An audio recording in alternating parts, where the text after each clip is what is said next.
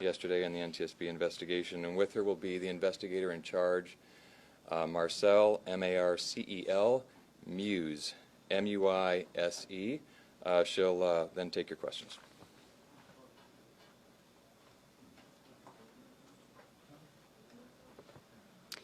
Thank you for joining us. Again, my name is Jennifer Homendy, and I'm the chair of the National Transportation Safety Board. With me today is one of our newest board members, Alvin Brown.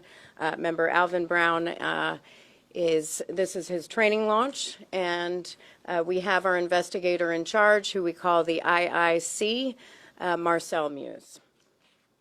As I mentioned, we arrived on scene yesterday at about 6 a.m., but the team came in from across the country throughout the day. It was really a day to get our bearings. We set up our family assistance program and also began to develop our investigative plan and request documents that we need in order to conduct our investigation. Today is really the first full investigative day on scene. We were able to board the vessel. I boarded the vessel around noon along with our marine safety team and our highway safety team, and I can talk about that in just a bit. But I want to take a moment before I discuss some of the factual information we've been able to identify and speak to the families. On behalf of the National Transportation Safety Board, I just want to extend our deepest, deepest condolences. You are in our thoughts and prayers as the days, months, years ahead go forward. Certainly, we are focused on you. Our entire mission is to save lives, and our aim is to prevent this from reoccurring, and we are so very sorry for all that you are going through. It's unimaginable, and truly we think about you throughout this investigation. So as I mentioned yesterday, for those who may not be familiar, the National Transportation Safety Board is an independent federal agency.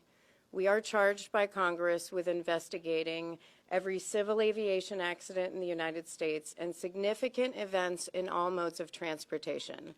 That includes bridge collapses, and it includes marine accidents and incidents. Our mission is to determine why something happened, how it happened, and to prevent it from reoccurring, again, to save lives. I want to talk a little bit about how we conduct an investigation, but I think it's really important for folks to understand that we will not analyze any of the information we are collecting. We will not provide any sort of findings, conclusions, or any safety recommendations while on scene. Our entire focus on scene is to collect the perishable evidence. That's documenting the scene, it's taking photographs, it's taking any sort of electronics or components, whatever goes away once the scene is cleaned up. We need to collect that information for our investigation. When it comes to digging through inspections, maintenance records, that can be done when we leave. Right now it's focused on the scene itself. So to conduct our investigation, we work with parties to the investigation. Parties to the investigation provide us technical information. This is factual information that we use as part of our fact-finding. So if we need bridge inspection data, we would ask, say, the Federal Highway Administration or information about Coast Guard inspections, we would ask the Coast Guard. So parties to the investigation are the United States Coast Guard, Maryland Transportation Authority, the Association of Maryland Pilots, and we've invited Grace Ocean Private Limited and Synergy Marine Private Limited. Grace Ocean is the owner of the vessel, and Synergy is the operator of the vessel. Again, these parties are part of the fact-finding. They do not conduct analysis with the NTSB. The NTSB does that independently on its own, and then we do our own findings, our own probable cause, and our own safety recommendations. Now, in order to effectively carry out an investigation, we have experts throughout the NTSB in different areas. And so we break up our investigation into groups. Those groups focus on their particular areas of expertise. In this safety investigation, we have a nautical operations group. This group gathers evidence to document the actions taken by the vessel, the procedures for the safe operation of the vessel, company oversight, waterway management, safety management, and regulatory oversight. That group would and has collected and has asked for information on, say, duty records, licensing, training. They requested the crew list, so we were able to confirm that there were 21 crew members on board the vessel at the time of this accident, plus 2 pilots. That's 21 crew members plus 2 pilots for a total of 23 individuals on board the vessel at the time of the accident. They also were able to obtain the cargo manifest. Now, the cargo manifest, we did bring in one of NTSB's senior hazmat investigators today to begin to look at the cargo and the cargo manifest. He was able to identify 56 containers of hazardous materials. That's 764 tons of hazardous materials, mostly corrosives, flammables, and some miscellaneous hazardous materials, Class 9 hazardous materials, which would include lithium-ion batteries. Some of the hazmat containers were breached. We have seen sheen on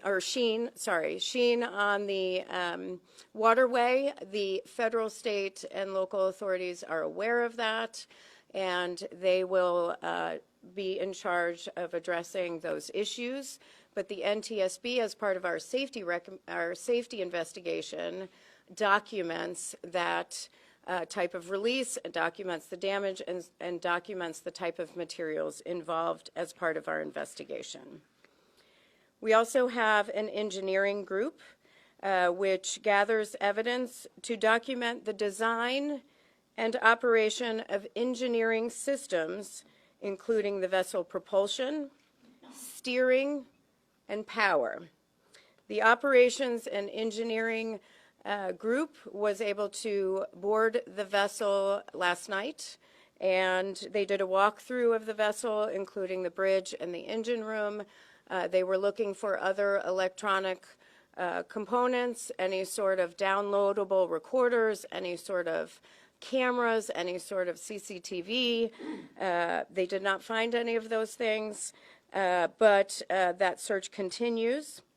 They've also requested a number of documents, including maintenance and inspection history, and are, as we speak, conducting interviews on board the vessel. Those interviews began at 1 p.m. this afternoon, and those are with the crew members on board the vessel.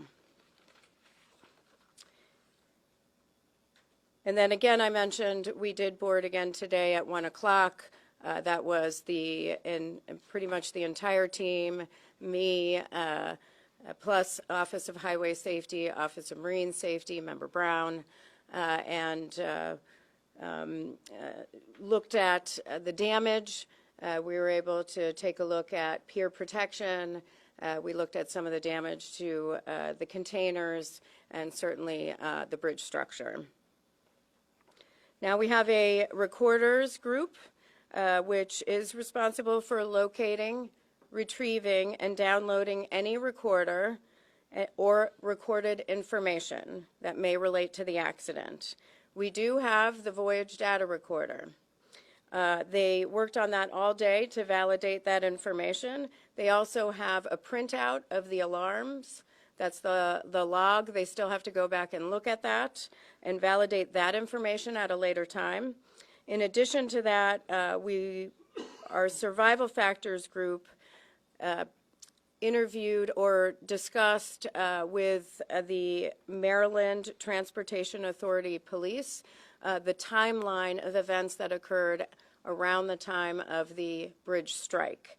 Though that two sets of information we're putting together in a timeline that we will release through our social media channels. But for right now, I'm going to ask Marcel to go through the voyage data recorder information that we have to share with you, as well as some of the information that we gathered from the police. Thank you, Chair. Information from the Dolly's voyage data recorder, or what we call a VDR, was successfully recovered on the morning of the accident by the U.S. Coast Guard. It was provided to the NTSB upon our arrival. Approximately 6 hours of VDR data was provided to the NTSB. The recording included the time period from midnight to 6 a.m. By regulation, the VDR is required to record 30 days of history, and the NTSB is continuing to obtain more data. The times expressed below, as recorded by the VDR and converted to local Eastern Daylight Time. All information is preliminary and subject to final validation. The VDR data is comprised of audio from the ship's bridge, as well as recordings from the ship's VHF or very high frequency radios. The quality of that audio varies widely because of the high levels of background noise and alarms. Additional analysis will be performed at the NTSB's lab to filter out the audio and improve its quality. Additionally, the VDR recorded limited sensor data. An example of that data recorded includes the ship's speed, engine RPM, ship's heading, and rudder angle, as well as some alarm information. NTSB engineers are working to identify and validate all of that data. The VDR recorded the ship's departure from Seagirt Marine Terminal at approximately 12:39. It recorded the ship's transit outbound in the Fort McHenry Channel and the striking of the Francis Scott Key Bridge. By 1:07, the ship had entered the channel, and by 1:24, the ship was underway on a true heading of approximately 141 in the Fort McHenry Channel at a speed of over ground of approximately 8 knots, or 9.2 miles per hour. At 01:24 and 59 seconds, numerous audible alarms were recorded on the ship's bridge audio. About the same time, VDR sensor data ceased recording. However, the VDR audio continued to record using the redundant power source.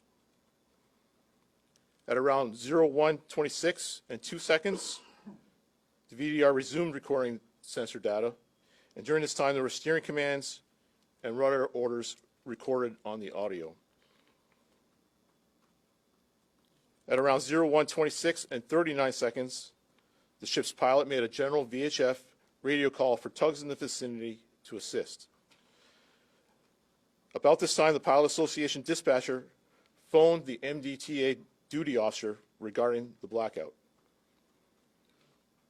Around 01:27 and 4 seconds, the pilot ordered the Dally to drop the port anchor and ordered additional steering commands.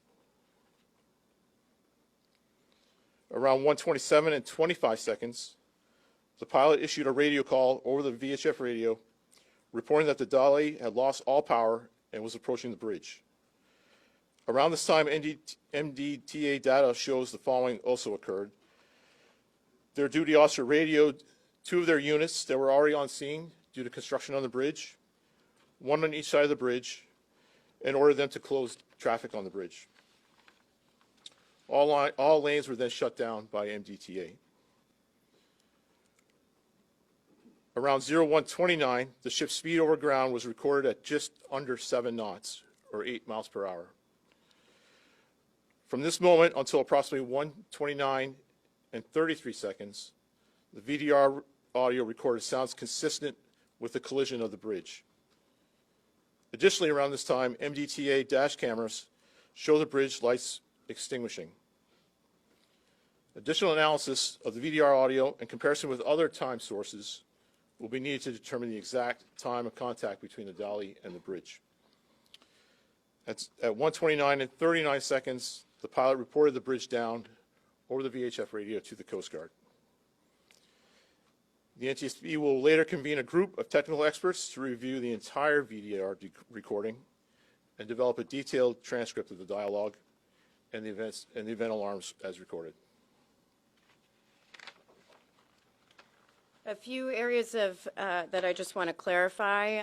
The data that we received from the Coast Guard, which was they were able to obtain on the bridge by downloading the information from the VDR from midnight to 6 a.m. That's a standard time frame. They provide that immediately, so we can see that time frame around when the accident or incident occurred, knowing that we can go back and get the rest, that there should be 30 days there. So this is the immediate information that they give us, but it's not, I don't want anyone to think anything was being held back. That's very standard information. I do want to thank the Coast Guard for that because that was pretty immediate. It was done right away, and then they provided us with a thumb drive that we were able to evaluate back at our lab at headquarters. And I'm sure you will have questions on that. I do want to also say I've seen a lot of comparison between the VDR and CVRs and FDRs, or black boxes on commercial airliners. This is really a basic system. An FDR would give you 1,000 parameters. That's not this. VDR is basic. It is a snapshot of the major systems on a vessel, and we have long wanted more recording, more parameters to be recorded on a VDR, so that's hopefully something that we can provide, and happy to answer more questions about that timeline. But before I do, I want to continue with what our team has done. Our survival factors group, their whole role is to examine the response. And so they were able to obtain dispatch logs from the Maryland Transportation Authority, the Baltimore County Fire Department, the Baltimore City Fire Department to begin to put together a timeline. And they will be conducting interviews tomorrow, including with a few people in the bridge area. Now, we also have from our Office of Highway Safety a bridge structures group. Many know that the bridge was built in 1976. It has 3 spans. The main span is 1,200 feet. The entire bridge is 9,090 feet in length. The average annual daily traffic on the bridge is 30,767 vehicles per day. 30,767 vehicles per day. The bridge is fracture critical. It's a fracture critical bridge. What that means is if a member fails, that would likely cause a portion of or the entire bridge to collapse. There's no redundancy. The preferred method for building bridges today is that there is redundancy built in, whether that's transmitting loads to another member or some sort of structural redundancy. This bridge did not have redundancy. There are 17,468 fracture critical bridges in the United States out of 615,000 bridges total, and that comes from the Federal Highway Administration. This bridge was in satisfactory condition. The last fracture critical inspection was in May 2023. We have not been able to go through that inspection and all the documents, but that will occur after we leave the on-scene portion. But we've also requested all fracture critical routine, and underwater inspections of the bridge over the last decade. Once we receive that, we will begin to go through all of those documents. We've also requested information on peer protection on all MDTA, that's Maryland Transportation Authority, owned bridges. They have 4 bridges where they would have information on peer protection, and we are looking at that. Our family assistance team continues to do their work and outreach to the families. They provide them with assistance immediately on scene, connect them with the resources that they need, but then we continue to work with the families throughout the course of the investigation, leading up to the board meeting and many times for many years thereafter, where many work to get our safety recommendations implemented to improve safety. So with that, again, when it comes to analysis of any of the inspection records or the records that we are requesting, that's going to take place later. Right now, we are focused on obtaining information, getting the perishable evidence, conducting the interviews. So I will take questions, but I will call on you, and one question at a time. Please provide your name and affiliation. Scott Thuman from ABC 7 News in Washington, D.C. Question about your work here and the efforts you have to make for the recovery that you're trying to get regarding information, things that are perishable, and all the challenges on top of that with the girders, the metal in the water, the difficulty of having a ship with hazardous materials. What can you compare this effort to in other scenarios you've dealt with in the past? I mean, it's a massive undertaking for an investigation. It's a it's a very tragic event. It's multimodal. There is a lot of information we need to collect, a lot that we need to analyze, many interviews, many different components to the investigation. But this is not new for the NTSB. We've conducted other investigations of bridge strikes, bridge collapses. We have an amazing team of individuals who are focused on very specific areas of expertise, and so I have no doubt that we will be able to pull this together in hopefully 12 to 24 months. With that said, we will not hesitate again to issue urgent safety recommendations before that time if we need to. Pete. You said that there was limited sensor data from the voyage data recorder, engine RPM, heading, rudder angle, and alarm information. How upsetting is that to you, knowing that there were not more parameters recorded?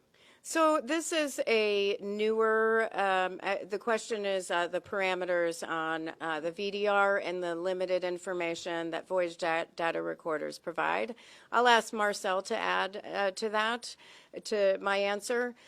This was a newer model, so it did have additional features, but it is very basic compared to, say, a flight data recorder where we would have 1,000 parameters. So it would be good to have that information, key to have that information for an investigation.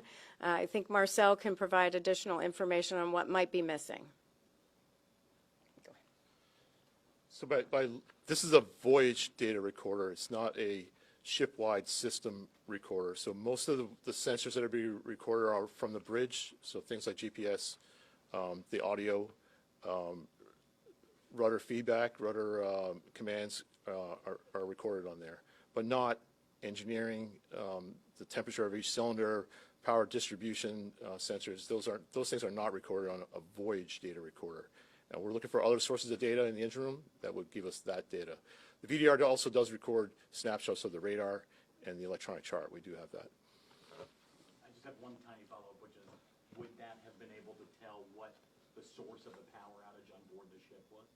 We'd have to determine that as part of our analysis in this investigation. Too early to tell. Hi, Phil Yakubuski here from WBAL in Baltimore. You said that there were 56 containers of hazardous materials on board that ship. How many of those are in the water, do you know? And what's the timeline to getting those out of the water and the rest of the containers that are sitting on that ship in the Patapsco? Yeah, I did see some containers in the water and some breached significantly on the vessel itself. I don't have an exact number, but it's something that we can provide in an update, and certainly in our preliminary report, which should be out in 2 to 4 weeks. The timeline to getting those out of the water? That is not something that the NTSB does as part of our safety investigation, but that is something that I would refer to the federal, state, and local authorities. Yep. Sorry, Tom. May I follow on that question, and particularly on WTOP? Could you characterize the level of concern about this hazardous material leak, the sheen on the water? I mean, should people be concerned about this right now? And is there anything being done to mitigate that? The authorities are aware. It's of the materials themselves, and I would just direct you to them for those sorts of questions. Tom. Madam Chair, could I ask you to give me again the time that the pilot called for the tugs? I didn't get that as quickly as you happened to mention it. And the second of all, when the pilot called for the tugs, confirming the ship had no tugs at all, helping it navigate through the waters before it hit the bridge? That's correct. The tugs help the vessel leave the dock, leave the port, and then get into the main ship channel, and then they leave. Once it's on its way, it's a straight shot through the channel. So there are no tugs with the vessel at that time. So they were calling for tugs. Do you have the time frame? Sure. The pilot made that call at 1:26 and 39 seconds, according to the VTR. Yes. Hey, Jenny, Yuan from the Washington Post. Two things. One, can you update us on the status of the ship workers? What's the food and water situation like, and how long can they expect to be there? And then two, did the ship have signs of power problems before the Mayday call? We have heard, there's a question on the concerns about power, or reports of concerns of power outages on the vessel prior to that moment of the bridge striking. We have seen reports of that. We've read reports of that. We've heard reports of that. That's all part of our investigation that we'll have to look into and verify. With respect, there was a question on the food situation with the workers on board. Was cooking. When I got on board, it smelled very good, and I was very hungry. So I don't have any other information other than that, but we were able to engage with some of the crew members, and others are part of the interviews that are ongoing. No information on how long they'll be there? On information on how long they will be there, that is not information I have at this time.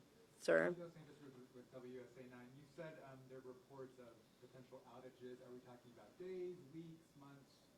Can you give us any kind of time reference? For the outages on the vessel, you're asking about outages on the vessel prior to this moment of striking the bridge. We don't have any information of outages on board the vessel prior to that time. Certainly, we are going to look at what we can get from the VDR data because there should be 30 days. So hopefully we'll be able to find something in that data if the entire 30 days is there. But we are aware of the reports, and that's something that we need to look into. Chris? Yeah. Can you you mentioned when you were doing the TikTok that some of the audio was obscured by alarms, that alarms started sounding. Can you give us some sense as to what that experience on the bridge was like in those moments? Was it a cacophony of alarms? Was it calm? What you're able to take from the recording? Sure. I actually don't have that information right now. That's why we take the data back to our lab, where we can filter out some of that background noise and some of those alarms as well. Also, bring in parties that will help us understand what we're hearing, who's talking. if there's some foreign language, that's why we have parties come in and join us and also use the software that we have back in Washington, D.C. to do that. We're not able to do that on scene here. So you've not listened to the recording? I have not, no. That's our recording group that does that. And if I may follow up, just what you experienced on the ship, the state of the ship, the bridge, the condition. What we experienced on the state of the vessel and the condition is the question. I mean, it's pretty devastating, certainly, seeing not just what's going on with the cargo containers, but just looking at what was a bridge span, 3 bridge spans, that is pretty much gone. That is, it's just utter devastation. And when I look at something like that, I am thinking not about the container ships that are coming through, not about traffic getting back up and running on the bridge. I'm thinking about the families who've lost loved ones and the families who are waiting to reunite with loved ones and what they must be going through. On the alarm information, just to add to that, we have the logs and we'll go through that. But when we provide the transcript, a lot more will be on the transcript, which we will read out during the course of the investigation. Tom? Have you spoken to the pilot at this point? The question is, have we spoken with the pilot? There were 2 pilots on board at the time, and those interviews are scheduled for tomorrow. And have you spoken to the ship's captain? One of those interviews occurred today, along with the mate and chief engineer and one of the other engineers. I don't have a readout of those types of those interviews because they are currently ongoing, and our team was still on the vessel when I came to the press conference. So, ma'am. Yep. Kristen Griffith with the Baltimore Banner. I know you said you guys aren't in the analysis phase yet, but can you at least say if you're considering whether the cause of the power loss to the vessel has to do with contaminated diesel fuel? The question is on reports in the media about contamination in the fuel. As part of any investigation by the NTSB, we look at the fuel system. We collect a sample of the fuel. In this particular situation, it would be marine diesel fuel, but we still have to do that. That sample will be taken, and we will analyze the quality, any sort of contaminants. We'll look at viscosity. That'll be part of our investigation. Back here, yep. Kelsey with WJZ in Baltimore. How quickly was the crew in touch with authorities? On the timeline? And the question is how quickly the crew was in touch with authorities. You have the timeline. The call went out from the crew about the bridge being down at 1:29 and 39 seconds. And we have the bridge fall about 1:29 and 0 seconds. Our first indication of a problem is when the pilot called for tugs. So that was at 01. I'm sorry. Hold on. At 01, 26 and 39 seconds is when the pilot called for tugs. That would be the indication. That's the indication of the first sign of needing help. How long was that after the VDR stopped recording? That was 1:26, I think, it's something. 1:24 and 59 seconds. Thank you. Was there any controllability left in the boat after these alarms went off? And I mean, was there any hope, I guess is kind of the question, that they could steer the ship back onto the lane? Was it out of control? Well, first of all, and we've seen the recordings, we have data which is consistent with a power outage. However, we don't have information, factual information, that can confirm that power outage. So we aren't there yet. That's why we are looking for more information on the ship. Yep. You have a video that pretty much shows everything that happened in this crash. How helpful is the video that shows what happened? Yeah, so the video, the question is how helpful the video is that we've seen circulating of the bridge strike. Certainly it is helpful, but the NTSB has to focus on data that we are able to validate as part of our investigation. The public, the world, relies on us to be independent, thorough, fact-based, and it is meticulous work. But because we do that, we get to the right solutions as part of our investigation. We are very careful not to jump to conclusions, to speculate, and so it's helpful to have, but what's really helpful is the information that we are able to validate, and that takes time, and that will lead us to the findings, probable cause, and safety recommendations that we'll issue. Yes? Can you tell me exactly the kinds of hazardous material that were in the containers that were breached and how much spilled, approximately how much has been spilled into the waterway? The question is the types of hazardous materials that were breached. The information I have right now of the containers of hazardous materials, the total of 56 containers, were those contents. On what was in the actual breached containers, we'll have to provide you more information on that. But in total, it was a number of corrosives, a number of flammable materials, and we have some miscellaneous. They fall under what is Class 9, which is miscellaneous hazardous materials, which is where the lithium-ion batteries would be. How big the spill is? How big that, how much is, approximately how much is in the waterway right now? The question is how much would be in the waterway, how big the spill would be. First of all, we have to get to some of those containers. It's a pretty dangerous situation in that area, and we can't go in there. I doubt any other federal authorities right now could go to see how much is left in the containers themselves. Last question. Beatrice Peterson, ABC News. I'm just curious, has the ship regained power, and if the bridge wasn't destroyed, would the ship be able to move?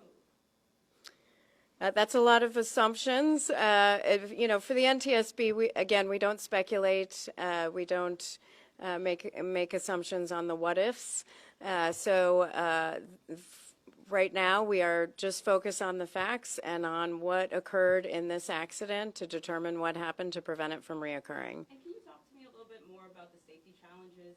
Earlier today, Governor Moore said that they had to suspend the recovery mission because it was unsafe for the divers to swim. I was just wondering, are there any other challenges you guys are facing outside of the hazardous materials? The question is on the challenges for our team. There's certainly a number of challenges. Today it was raining. I will say what it requires to go to the vessel. The MDTA police took us on a smaller vessel out to the container ship, and we are going up a Jacob's ladder outside of the vessel, all of us. Once we get up there, there is a lot to traverse. It's raining, it's slippery. Of course, we have the hazardous materials. We have containers that are open. We certainly have structural damage everywhere. So we have to make sure that we have our safety gear, that we are focused on holding both handrails at the same time, and being safe. In wet conditions, and it's cold. That can be very difficult, and so safety is a top priority. Certainly, for us, it's a value for the NTSB, but it is very difficult. And I'll say, you know, just being out there when the Baltimore City and Baltimore County Police today, who were doing a lot of the work on the recovery mission, I mean, it's cold. It's cold water. It's raining. And you have current and all sorts of waterway challenges. So it can be very dangerous. But listen, everybody is focused on the right thing, which is reuniting families with their loved ones. That has to be our main focus.